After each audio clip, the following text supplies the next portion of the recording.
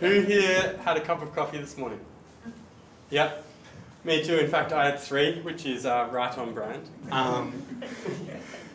In fact, in Australia, we drink 6 billion cups of coffee every single year, and that's reason enough for us to care about this video. But 3 years ago, I wasn't drinking 3 cups of coffee a day, I was only drinking 1.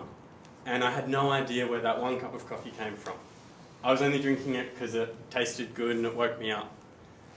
And in not knowing where that cup of coffee came from, it meant that I was inadvertently contributing to some of the big problems with that first agricultural revolution: exploitation and expansion. See, typically only 10% of the economic value extracted from coffee remains in the country of origin. And what that means is that we as coffee drinkers are accidentally keeping poor coffee farmers poor and trapping them with no choice but to prioritise quantity over quality. But 3 years ago I didn't know anything about that, and I also didn't think about, after I'd drunk my coffee, where the waste coffee grounds ended up.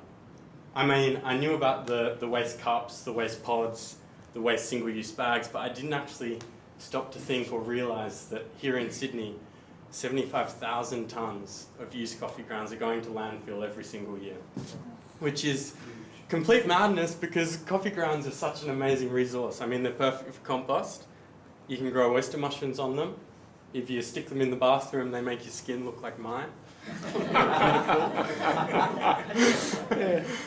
But 3 years ago, I had no thought about where my coffee came from or where my coffee ended up. And 3 years ago was about the time that I found myself in Uganda with a friend called Brody. Now, we were both engineers and we were working on a smallholder's farm. And we met a local student called Daniel. Now, Daniel had grown up in Mount Elgon, which is East Africa's oldest extinct volcano. It's got beautiful, misty slopes. And we talked about his childhood growing up amongst coffee growers versus our childhood growing up amongst coffee drinkers. And we realised that those two stories were completely disconnected. And it's that disconnect that is perpetuating so many of the problems in the coffee industry. We realised that we had to connect crop to cup. So we made a deal. Or Daniel convinced Brody, who convinced me to agree to a deal, and the deal was that we would smuggle some of Daniel's coffee in our backpacks back to Sydney, and if it tasted good enough, we would set up an enterprise designed to fund some of the innovations available to us through that second agricultural revolution. So for better or worse, we brought the coffee back to Sydney and we sent it out to all the coffee tasters, and one by one they came back to us with their reports and they said that the coffee wasn't good, it was excellent, and thanks to that review we had no choice but to start what is now known as Kua.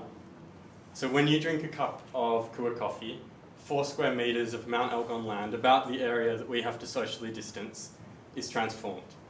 Instead of just being a monocultured crop, overcultivated slope of coffee trees, it's now a coffee farm that's interspersed with native trees, sequestering carbon, and trenched with grass waterways which mitigate the risk of landslide, which is huge due to the impacts of climate change. And on top of that, the farmers are now connected to a global carbon market which diversifies their source of income, meaning that they can suddenly prioritise quality over quantity. So what can we do here in this room? For anything you drink, ask where did it come from and where does it end up going? And go camping. Pretty random, but I love camping, and I think if more of us get out there in nature and learn to love it, then all of these issues will become a whole lot more important. Absolutely. Thank you.